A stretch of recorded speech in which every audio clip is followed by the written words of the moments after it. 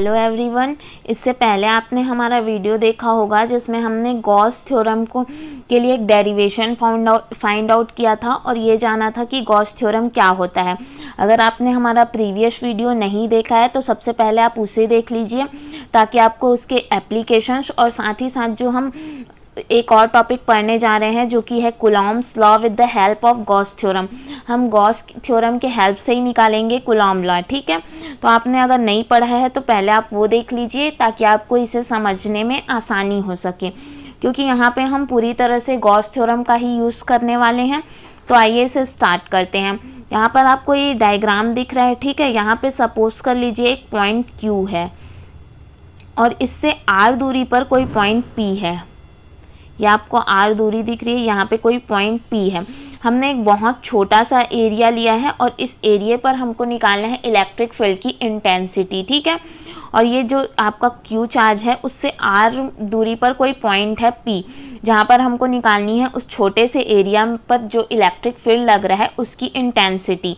और यहाँ पे जो इलेक्ट्रिक फील्ड का डायरेक्शन आपको दिख रहा है इस साइड है, साथ ही साथ एरिया का डायरेक्शन भी इसी साइड है, ठीक है। यहाँ पे आप और किसी भी पॉइंट पर ले सकते हैं, आप इस तरफ भी ले सकते हैं या किसी भी डायरेक्शन पर आप ले सकते हैं। आपको कोई एक छोटा सा एरिया लेना है जिस पर आपको इलेक्ट्रिक फील्ड की इंटेंसिटी पता लगानी है।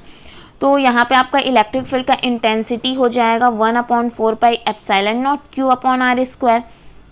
यह हमको पता है। अब इस कंडीशन में क्योंकि यहाँ पे इलेक्ट्रिक फील्ड की इंटेंसिटी है, इलेक्ट्रिक फील्ड है, इसका मतलब वहाँ पे जो फ्लक्स होगा हमें वो भी निकालना है। तो यहाँ पे हमें निकालना है फ्लक्स थ्रो बिल्कुल छोटे से एरिया का हमें निकालना है। जो छोटा सा एरिया ds है उस पर हमें निकालना है, ठीक है। ये हमारा जो एरिया हमने लिया है इस छोटे से एरिया पर ही हमको निकालना है कि उसमें फ्लक्स कितना होगा। तो फ्लक्स को आप जानते हैं कि हम फाई ई से डिनोट करते हैं। यहाँ पे हम किसी छोटे से एरिया की बात ले रहे हैं इसलिए हम इसको कर देंगे डी फाई ई। तो इसकी वैल्यू क्या हो जाएगी ये हम जानते ही हैं कि D phi E equal to जो होता है, इससे पहले जो हमने फ्लक्स पढ़ा है उसमें हमने निकाला था E D S cos theta होता है, ठीक है। यहाँ पे कॉस थीटा की वैल्यू, यहाँ पे कुछ एंगल बनता आपको दिख रहा है कि इसका डायरेक्शन सेम है। यहाँ पे एंगल जो होगा वो थीटा इक्वल टू 0 होगा, ठीक है। तो इस कंडीशन में आपको फाई ई की वैल्यू मतलब फ्लक्स की वैल्यू क्या प्राप्त होगी, ई इंटू डी एस। अब हम बात कर लेते हैं, ये तो बात हुई एक छोटे से एरिए की, ठीक है। इस छोटे से एरिए पर हमने निकाल लिया कि फ्लक्स क्या होता है। लेकिन हमको अगर बोला जाए कि आपको टोटल पूरा फ्लक्स में कितना फ्लक्स है ये हमें निकालना है, तो उस कंडीशन में हम क्या करेंगे, जहाँ पे भी हमको टोटल पूछा जाए किसी भी चीज़ का, अगर हमें टोटल कितना इंटेंसिटी होगा इलेक्ट्रिक फील्ड का, टोटल फ्लक्स पूछा जाए, तो वहाँ पे आप क्या करेंगे, उसका सरफेस इंटीग्रेशन कर देंगे, ठीक है।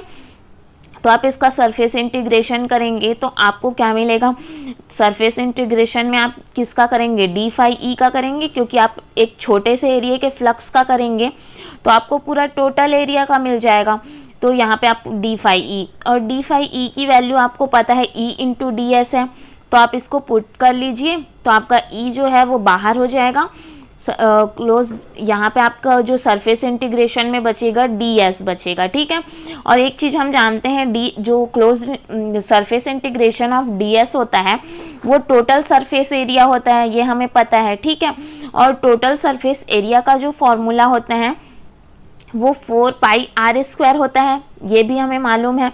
तो यहाँ पे आप इसे पुट कर देंगे, फ्लक्स जो फाई ई इक्वल टू हो जाएगी आपकी E into total surface area का फॉर्मूला 4πr²। साथ ही साथ एक चीज़ जो हम जानते हैं, जो हम गॉस थ्योरम से जानते हैं, जो टोटल फ्लक्स होता है वो 1/ε0 गुना होता है जो चार्ज होता है उसका। तो वो चीज़ आप लिखेंगे यहाँ पे बाय गॉस थ्योरम, आपको ये चीज़ पता है। तो आप इसे सपोज कर लीजिए आपका इक्वेशन फर्स्ट और इसे सपोज कर लीजिए इक्वेशन सेकेंड, ठीक है। तो from equation first and second जब आप इसको क्या करेंगे, यहाँ पे इक्वल कर देंगे, ठीक है। तो ये आपका e इंटू 4π² इक्वल में आ जाएगा Q/ε0। तो यहाँ पे आपके e की वैल्यू क्या हो जाएगी, 1/4πε0 और Q/r², ठीक है। तो आप ये सोच रहे होंगे कि यहाँ पे तो हमने इतना सॉल्व कर लिया लेकिन हमको तो कूलॉम लॉ मिला ही नहीं। जो हम फाइंड आउट करने के लिए ये इस इक्वेशन को सॉल्व कर रहे हैं वो तो हमें अभी तक मिला ही नहीं है। तो उसके लिए आप क्या करेंगे, यहाँ पे आपको पता है कि एक फॉर्मूला होता है F इक्वल टू होता है Q नॉट इंटू ई, ठीक है।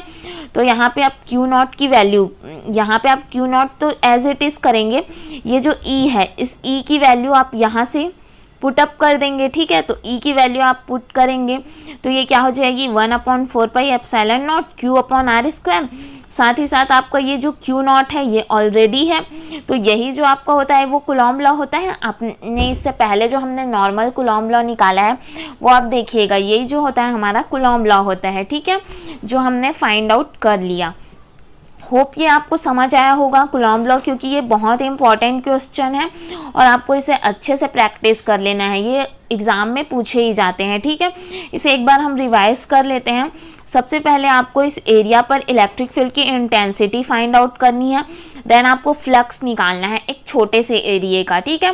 फ्लक्स का फॉर्मूला आपको पता ही है, उससे आप फ्लक्स फाइंड आउट कर लेंगे। फिर आपको टोटल फ्लक्स निकालना है, किसी एक एरिया का आपने निकालना, लेकिन अब बात होगी पूरे एरिया में जितना फ्लक्स लग रहा होगा उतना, ठीक है। तो उसको आप निकाल लेंगे। देन आप क्या करेंगे, टोटल सरफेस एरिया का फॉर्मूला आपको याद रखना है ना कि 4πr² होता है, नहीं तो आधे लोग कंफ्यूज रहते हैं 4πr², 2πr क्या है, इसलिए आपको ये चीज़ माइंड में रखना है कि क्या पूछा है और वहाँ पे क्या आने वाला है।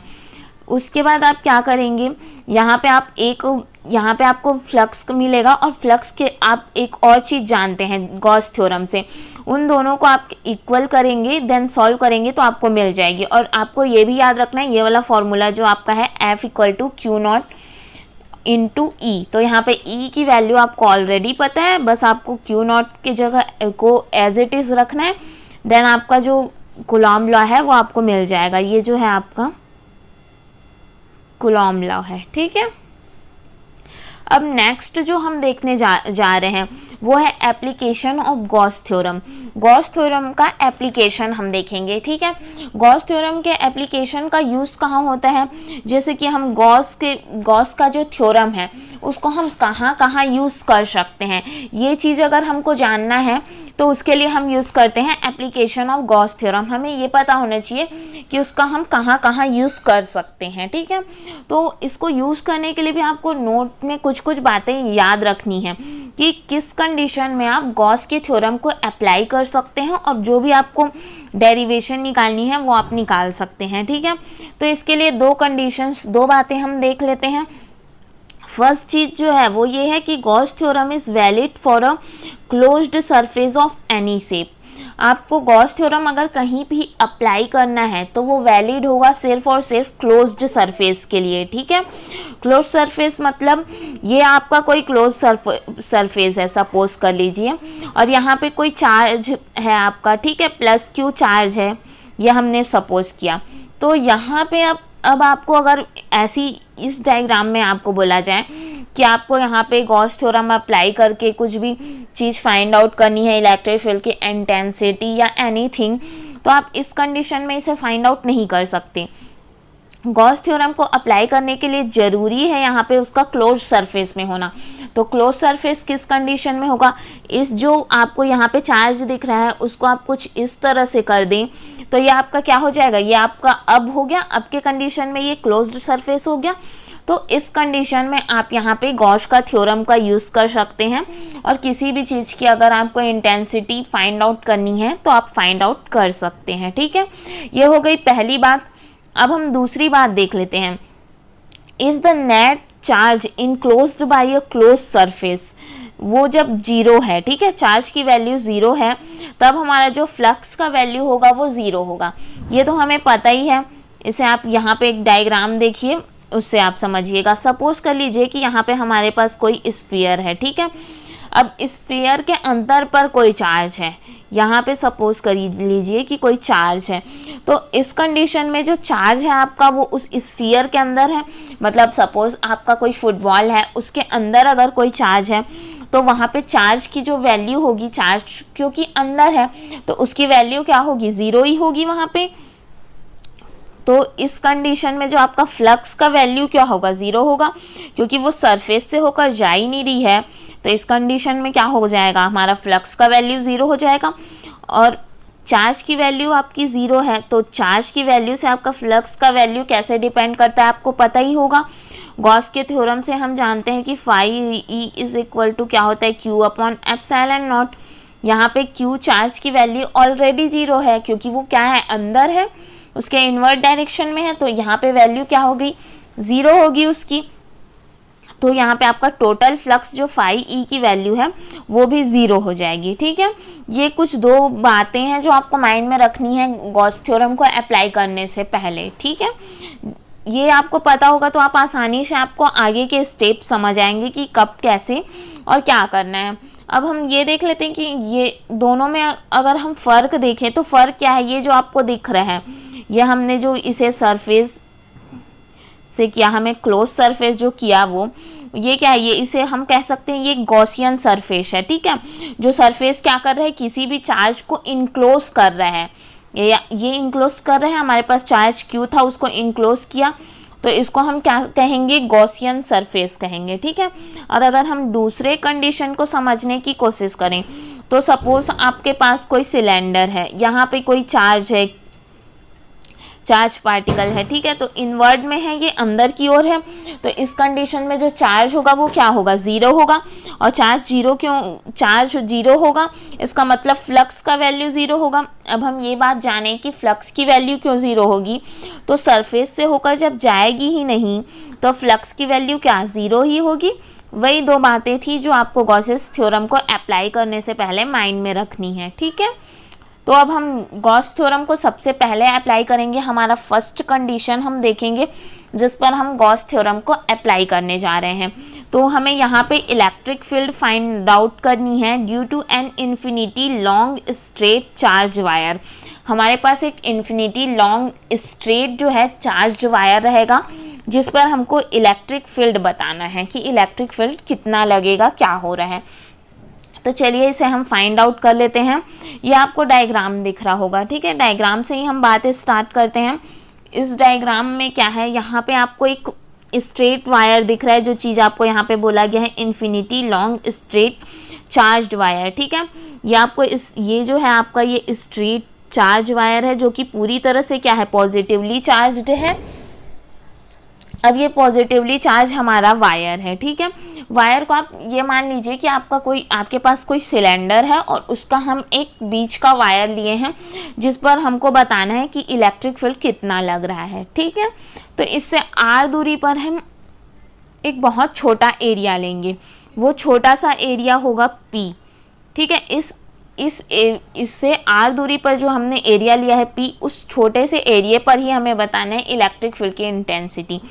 तो इलेक्ट्रिक फील्ड का डायरेक्शन जिस तरफ है उसी तरफ उस एरिया का भी डायरेक्शन है। सेम इससे पहले जैसा हमने देखा वैसा ही है इसमें भी। ठीक है, और ये जो आपको दिख रहा है एक वायर, वो पूरी तरह से पॉजिटिवली चार्ज है। अब हम इसमें बात करें तो ये यहाँ पे क्या है, इसमें पूरी तरह से पॉजिटिवली चार्ज मतलब यूनिफॉर्म चार्ज डिस्ट्रीब्यूशन कह सकते हैं हम इसको। तो यहाँ पे अगर हमको पूछा जाए, यहाँ पे हम सबसे पहले लिखेंगे कि consider a thin long straight wire जो कि पूरी तरह से क्या है, पॉजिटिवली चार्ज है। ठीक है, तो हमको इसमें क्या बताना है, r दूरी पर कोई पॉइंट P है, उस पर हमको इलेक्ट्रिक फील्ड बताना है। तो वो आप लिख लेंगे कि find electric field intensity due to, यहाँ पे ड्यू टू चार्ज, यहाँ पे पॉइंट P में हमको फाइंड आउट करनी है और बाय यूजिंग गॉसेस थ्योरम। ठीक है, गॉस थ्योरम के यूज से ही हमको फाइंड आउट करनी है। तो यहाँ पे जो आपको दिख रहा है, ये आपको स्ट्रेट लाइन का वायर दिख रहा है। तो यहाँ पे किस टाइप का डिस्ट्रीब्यूशन होगा, आपको पता ही होगा कि यहाँ पे लीनियर चार्ज डिस्ट्रीब्यूशन होगा। क्यों होगा, क्योंकि ये जो आपको दिख रहा है ये वायर, इसकी सिर्फ लेंथ है। ठीक है, तो सिर्फ लेंथ है तो इसमें क्या होगा, लीनियर चार्ज डिस्ट्रीब्यूशन होगा। अब एक बात जो कि हम जानते हैं कि हमने इससे पहले ही कंडीशंस देखे हैं कि गॉस थ्योरम किस कंडीशन में अप्लाई होता है। तो हमने ये जाना है उसके लिए जो हमारा सरफेस है उसको इनक्लोज्ड होना चाहिए। तो हम क्या करेंगे, पहले तो आप इतना ही पॉइंट अभी आपने समझा है, आप इस पूरे डायग्राम को अभी मत देखिए। अभी आपने क्या समझा, ये आपने वायर लिया, साथ ही साथ आपने देखा कि r दूरी पर कोई पॉइंट P है और यहाँ पे आपको एक छोटा सा एरिया है, वहाँ पर आपको इलेक्ट्रिक फील्ड बताना है। अभी आपने इतना ही एरिया देखा। ठीक है, अब आप इसको क्या करेंगे, अब आप इसको सिलेंडर इनक्लोज करेंगे। इनक्लोज क्यों करेंगे, क्योंकि गॉस थ्योरम सिर्फ क्लोज्ड सरफेस पर ही अप्लाई होता है, इस वजह से आप इसको इनक्लोज करेंगे। तो इनक्लोज करेंगे तो आप क्या कर देंगे, इसको एक सिलेंडर फॉर्म में ले आएंगे जो कि कुछ इस तरह से रहेगा। ठीक है, ये आपका सिलेंडर फॉर्म में हो जाएगा पूरी तरह से। अब हम यहाँ पे अगर हम बात करें कि चार्ज कि किस डायरेक्शन में है, तो ये सब आपको दिख रहा होगा, ये आउटवर्ड डायरेक्शन में है।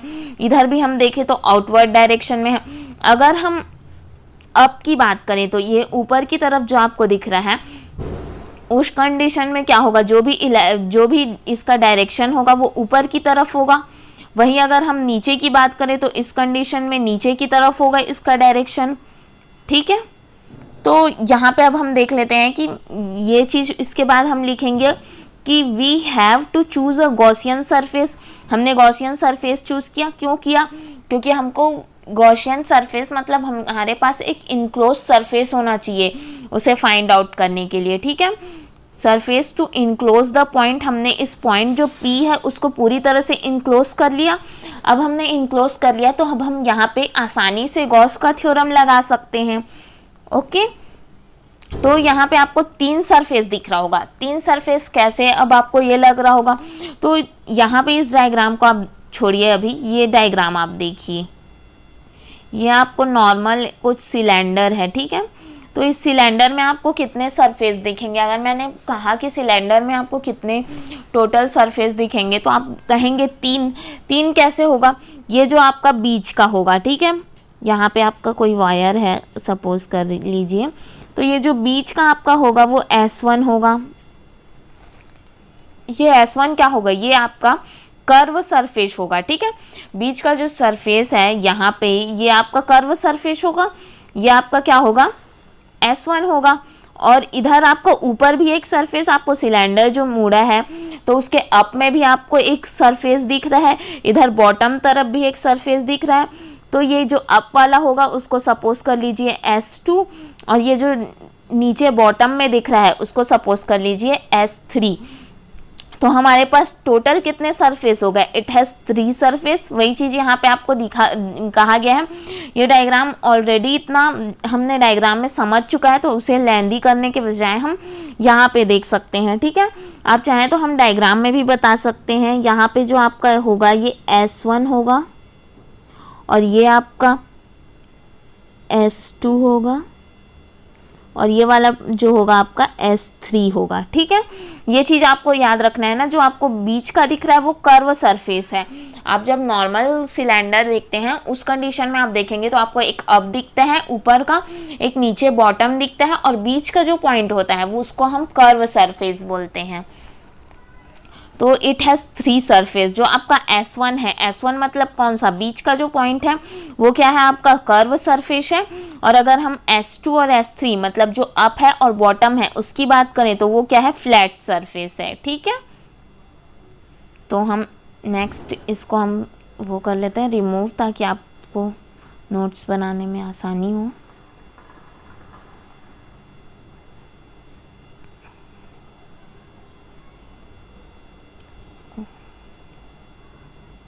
यहाँ पे जो आपका हो जाएगा S2 और S3 जो होगा वो फ्लैट सरफेस होगा। ठीक है, ये आपका S1 है और ये आपका S3, एक सेकेंड, ये आपका S3 है और ये आपका S2 है। होप अब आपको क्लियरली विजिबल होगा। तो अब हम सबसे पहले किसकी बात करेंगे, S1 की। ठीक है, ये जो आपको कर्व सरफेस है हम उसकी बात कर रहे हैं। तो आइए कर्व सरफेस में देखते हैं। कर्व सरफेस के में फॉर S1 के कंडीशन में जो एक छोटा सा पॉइंट हम लेंगे DS1। ठीक है, DS1 जो आपका होगा वो पैरेलल होगा E के पैरेलल कैसे, आप यहाँ पे देखिए इलेक्ट्रिक फील्ड का जो इधर इस साइड है, इस साइड ही लग रहा है हमारा, और S1 का डायरेक्शन भी क्या है, इसी साइड है। इलेक्ट्रिक फील्ड जिस साइड है उसी तरफ S1 का भी डायरेक्शन, मतलब DS1 अगर हम छोटे से एरिया की बात करें तो इसका डायरेक्शन भी इसी तरफ है। तो ये आपका क्या हो जाएगा, आपका DS1 जो होगा वो पैरेलल होगा E के, E मतलब इलेक्ट्रिक फील्ड के। तो इस कंडीशन में पैरेलल है, मतलब यहाँ पे जो थीटा की वैल्यू होगी वो क्या होगी, 0 होगी। यहाँ पे आपको थीटा का वैल्यू 0 मिलेगा। अब हम बात करते हैं for S2 and S3। S2 और S3 के कंडीशन में अगर हम बात करें तो आपका जो DS2 एक छोटा सा एरिया है DS2, ठीक है, तो DS2 जो आपका होगा परपेंडिकुलर होगा। अब ये हम जान लेते हैं कि कैसे परपेंडिकुलर होगा। ये आपको छोटा सा एरिया दिख रहा है, ठीक है, ये परपेंडिकुलर कैसे है, यहाँ पे जो इलेक्ट्रिक फील्ड का डायरेक्शन होगा वो किस ओर होगा, ऊपर की ओर होगा, ऊपर की ओर होगा। और इधर आपकी क्या लग रही है, इसका डायरेक्शन अगर ऊपर की ओर है और इधर आपका इलेक्ट्रिक फील्ड है, तो इनके बीच का एंगल, इनके बीच के एंगल की अगर हम बात करें तो वो क्या, ये क्या जो डायरेक्शन आपको दिख रहा है वो इस तरफ है, एरिया का डायरेक्शन ऊपर की ओर है और आपका इलेक्ट्रिक फील्ड का डायरेक्शन जो है वो इस तरफ है। तो इनके बीच का एंगल जो होगा ये परपेंडिकुलर है, तो इनके बीच का एंगल 90 डिग्री होगा। सेम वही कंडीशन S3 के लिए होगा। S3 के लिए क्या होगा, ये नीचे की ओर होगा, ठीक है, एरिया का डायरेक्शन नीचे की ओर होगा और इलेक्ट्रिक फील्ड का डायरेक्शन कुछ इस तरह से रहेगा। तो इनके बीच का भी जो एंगल होगा वो क्या होगा, 90 डिग्री होगा। वही चीज़ हमने देखा कि फॉर S2 एंड S3 दोनों के कंडीशन में आपका DS2 जो होगा परपेंडिकुलर होगा E के और DS3 भी जो होगा वो परपेंडिकुलर होगा E के। तो इस कंडीशन में आपके थीटा की वैल्यू जो होगी वो 90 डिग्री होगी, ठीक है। हमने ये जान लिया है कि 90 डिग्री किस टाइप से होगी। तो यहाँ पे जो हम फ्लक्स निकालेंगे, फाई ई जो फ्लक्स होगी उसके लिए फॉर्मूला हमको पता है, EDS cos थीटा होता है। यहाँ पे हम क्या करेंगे, आपके पास 3 एरिया है, आपका एक कर्व सरफेस है S1, उसके बाद जो 2 फ्लैट सरफेस है S2 एंड S3। तो सबसे पहले आप किसके लिए करेंगे, S1 के कंडीशन में, ठीक है। तो उस कंडीशन में आपका क्या हो जाएगा, D फाई E1 होगा, D फाई E1 होगा। तो आप यहाँ पे क्या करेंगे, EDS1 cos थीटा। S1 क्यों किया आप, क्योंकि हम अभी S1 कर्व सरफेस की बात कर रहे हैं। तो ये इस कंडीशन में, और थीटा की वैल्यू क्योंकि ये क्या है, पैरेलल है, तो पैरेलल है तो थीटा की वैल्यू क्या होगी, 0 होगी। तो यहाँ पे आपको क्या प्राप्त होगा, EDS1, ठीक है। नेक्स्ट हम देखें D फाई E2। तो D फाई E2 जब आप करेंगे तो क्या हो जाएगा, EDS2 cos थीटा। और इस कंडीशन में जो वैल्यू, जो आपको एंगल प्राप्त होगा उस एंगल की वैल्यू क्या है, 90 डिग्री है और cos 90 का वैल्यू क्या होता है, 0 होता है। तो आपकी D फाई E2 की वैल्यू क्या हो जाएगी, 0 हो जाएगी।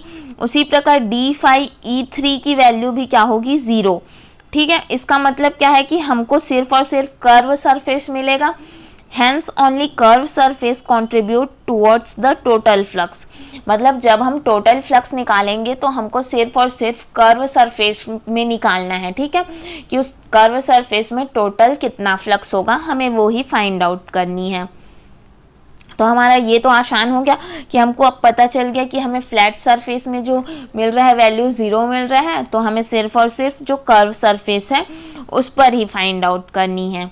तो यहाँ पे जब हम टोटल फ्लक्स निकालेंगे, टोटल फ्लक्स में आपको पता है कि जब हम टोटल हमको किसी भी चीज़ का निकालना है तो उस कंडीशन में हम क्या करते हैं, क्लोज्ड इंटीग्रेशन लगाते हैं और उसके बाद उस टर्म को इंटीग्रेट कर देते हैं। तो यहाँ पे टोटल फ्लक्स में आपका D हट जाएगा, ठीक है, क्योंकि D आप किसी पर्टिकुलर छोटे से एरिया का निकालते हैं तब आप रखते हैं। यहाँ पे आपका हो जाएगा फाई ई, और फाई ई के लिए सबसे पहले आप क्या करेंगे, closed integration of surface integration जो करेंगे आप उस पहले होगा आपका फाई E1 का, मतलब जो आपका सरफेस जो हमने लिया था उसका, ठीक है, और जो आपका कर्व सरफेस है उसका हो गया ये E1, और E2 आपका फ्लैट सरफेस का जो अप में थे या अप में बॉटम में, उनका क्या हो जाएगा, फाई E2 और फाई E3। ये सब सरफेस इंटीग्रेशन में है, ठीक है। और ये जो आपको ये जो राउंड दिख रहा है वो आपको बता रहा है कि ये क्लोज्ड इंटीग्रेशन है। और यहाँ पे आपको पता है कि E2 और E3 की वैल्यू हमको क्या मिल गई है, ऑलरेडी हमको 0 मिल गया है। तो इसको सॉल्व करने का कोई मतलब नहीं है, मतलब आप सिर्फ किसको सॉल्व करेंगे, E1 के लिए, ठीक है। तो φ(E1) की वैल्यू आप पुटअप करेंगे, φ(E1) की वैल्यू क्या हो जाएगी, ED(S1) cos theta. Next step में आप क्या करेंगे, E को आप बाहर निकाल लेंगे, अंदर आपके पास बचेगा। इस कंडीशन में भी आपको पता है कि थीटा की वैल्यू यहाँ पर 0 होगी, और 0 क्यों होगी, क्योंकि ये पैरेलल में है, सेम डायरेक्शन में है, इनके बीच का एंगल 0 है। ठीक है, तो यहाँ पे आपके अंदर जो सरफेस इंटीग्रेशन है उसके अंदर आपके पास बचेगा ds1। और एक चीज़ आप जानते हैं कि सरफेस इंटीग्रेशन ऑफ ds1 मतलब क्या हो जाएगा, टोटल एरिया ऑफ कर्व से सरफेस, क्योंकि हम सिर्फ और सिर्फ कर्व्ड सरफेस की बात कर रहे हैं। तो ये क्या हो जाएगी आपकी जो सरफेस इंटीग्रेशन ऑफ ds1 मतलब हो जाएगा total area of curve surface. ठीक है, तो यहाँ पे आपकी इसकी वैल्यू क्या हो जाएगी 2πrl। ये हमको फॉर्मूला पता है, इसको डिस्क्राइब करने का ज़रूरत नहीं है। एरिया ऑफ कर्व सरफेस का फॉर्मूला हमको पता है जो कि होता है 2πrl। तो यहाँ पे आपको एक चीज़ और पता है, ठीक है, इसको आप सपोज कर लीजिए, ये आपका इक्वेशन फर्स्ट मान लीजिए। तो दूसरा चीज़ आपको पता है कि जो φE होती है हमारी, वो क्या होती है, मतलब टोटल फ्लक्स जो होता है गॉस के थ्योरम से, वो 1/ε0 गुना होता है जो चार्ज होता है उसकी, मतलब φE = Q/ε0 होता है बाई गॉस थ्योरम। इसको सपोज कर लीजिए इक्वेशन 2। तो इसके बाद बाई इक्वेशन 1 और 2 आप इक्वेशन 1 और इक्वेशन 2 को मर्ज करेंगे। इससे पहले भी आपने वही स्टेप सब किए आए हैं, होप ये आपको हार्ड नहीं लग रहा होगा, या हो सकता है स्टार्टिंग में पढ़ने पर थोड़ा टफ लगे, बट धीरे धीरे प्रैक्टिस करते करते आपको ये अच्छा लगने लगेगा, बहुत ईजी लगेगा। तो आप क्या करिए, यहाँ पे आपको इक्वेशन फर्स्ट और सेकंड दिया है जो, उसको आप इक्वल में कर लीजिए। ठीक है, तो इस कंडीशन में आपको E की वैल्यू क्या मिलेगी, आपको इलेक्ट्रिक फील्ड निकालना है, इसलिए आप इस कंडीशन में याद रखना कि आप टोटल करने के बाद E की वैल्यू ही रखेंगे। और आपको अगर ये पूछा जाए, आप ये सोच रहे होंगे कि यहाँ पे हमको जो फ्लक्स मिल रहा है उसके बाद हम एक्स्ट्रा ये क्यों ले रहे हैं, गॉस थ्योरम क्यों ले रहे हैं, क्योंकि आप देखे होंगे कि ये एप्लीकेशन ऑफ गॉस थ्योरम है, मतलब हमको यहाँ पे गॉस थ्योरम का यूज़ करके ही बताना है। इस वजह से आप यहाँ पे एक जो फ्लक्स की वैल्यू लेंगे वो हमको गॉस थ्योरम से पता है, वो वैल्यू लेंगे हम। ठीक है, तो यहाँ पे E की वैल्यू आपकी हो जाएगी Q/2πε0 R/L। ठीक है, इसको आप फिर नेक्स्ट स्टेप कर लीजिएगा एक और, जो कि हो जाएगा 1/2πε0 Q/RL। ठीक है, तो इस कंडीशन में आपको पता होगा कि यहाँ पे जो आपका चार्ज है, इससे पहले भी मैंने डायग्राम में आपको बताया कि ये जो यहाँ पे जो चार्ज है वो यूनिफॉर्मली डिस्ट्रीब्यूटेड है। ठीक है, यूनिफॉर्मली डिस्ट्रीब्यूटेड है, तो यहाँ पे चार्ज किस टाइप का होगा आप अंदाज़ा लगा सकते हैं, लीनियर होगा। ये मैंने आपको स्टार्टिंग में भी बताया कि लीनियर हो, या आप अपने से गैस कर लीजिए कि लीनियर होगा या वॉल्यूम चार्ज डिस्ट्रीब्यूशन होगा या सरफेस किस टाइप का होगा। तो क्योंकि आपको ये इसमें क्या दिख रहा है, आपको एक स्ट्रेट लाइन में बताना है, तो यहाँ पे आपको याद रखना है कि यहाँ पे लीनियर चार्ज डिस्ट्रीब्यूटेड होंगे। ठीक है, तो लीनियर चार्ज डिस्ट्रीब्यूशन का फॉर्मूला भी होप आपने स्टार्टिंग के वीडियोस देखे होंगे तो आपको पता होगा, उसके लिए भी हमने फॉर्मूला फाइंड आउट किए थे, जो कि हो जाएगा आपका, जो कि होता है ये जो लैम्डा है आपका वो लीनियर चार्ज डिस्ट्रीब्यूशन को बताते हैं, और इसके लिए हमने ये इक्वेशन निकाला था लैम्डा = Q/L। होप आपको याद होगा। यहाँ पे जो लैम्डा है आपका वो लीनियर चार्ज डेंसिटी है। ठीक है, यहाँ पे जो आपकी लैम्डा दिख रही है वो आपको ये लीनियर चार्ज डेंसिटी है। और यहाँ पे जो आपको एक चीज़ याद रखनी है, ठीक है, तो यहाँ पे आप क्या करेंगे, आपको Q निकालना है। Q मतलब क्या निकालना है आपको, चार्ज। तो चार्ज क्या हो जाएगी यहाँ पे, लैम्डा × L हो जाएगी चार्ज की वैल्यू। और आपको यहाँ पे पूछा जाए कि लैम्डा क्या है, तो लैम्डा जो है आपका लीनियर चार्ज डेंसिटी है।